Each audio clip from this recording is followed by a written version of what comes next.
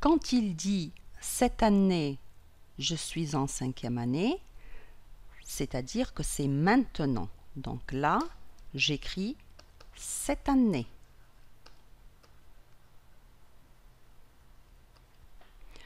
Et quand il dit « l'année dernière, j'étais en 4e année », c'est-à-dire que c'était avant. Donc ici, j'écris « l'année dernière ».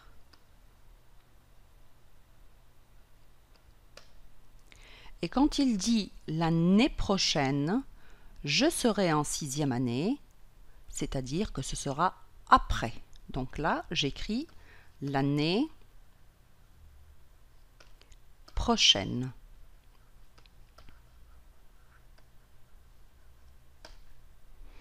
Donc, dans le temps, il y a 3 grands moments.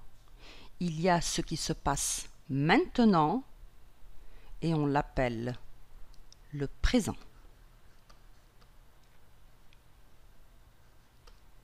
Il y a ce qui s'est passé avant. On l'appelle le passé. Attention, je précise ici, ce n'est pas seulement le passé composé, c'est le passé d'une façon générale. Et il y a ce qui va se passer après. Ce qui se passera après, c'est le futur. Donc, dans le temps, il y a 3 grands moments. Il y a le passé,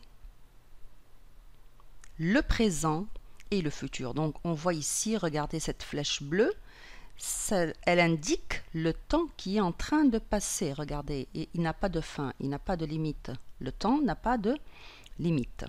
On va prendre un petit exemple. Maintenant, je mange une pomme. Est-ce qu'il y a un indicateur de temps? Oui, c'est maintenant. Quand je dis maintenant, ça veut dire que c'est le présent.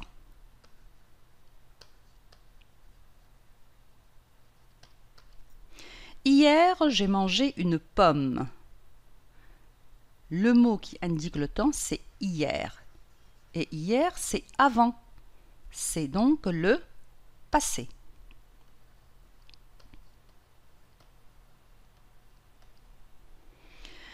Troisième phrase, demain, je mangerai une pomme. Le mot qui indique le temps, c'est demain. Demain, c'est après. Donc, c'est le futur. Bien. Les expressions de temps indiquent le temps.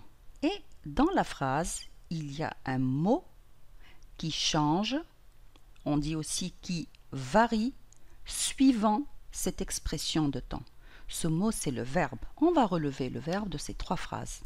Maintenant, je mange une pomme. Le verbe, c'est mange. Hier, j'ai mangé une pomme. Le verbe, c'est et manger.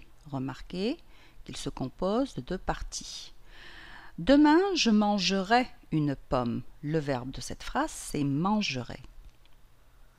L'infinitif de ces 3 verbes, c'est le verbe manger. Quand il n'est pas conjugué, on dit qu'il est à l'infinitif.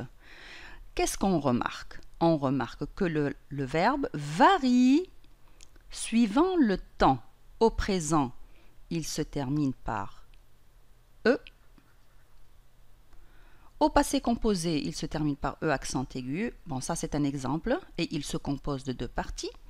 Et au futur, il prend la terminaison RAI. Donc, on peut conclure que le verbe varie suivant le temps. Je vais l'écrire. Donc, le verbe varie. Varie, c'est-à-dire il change suivant le temps.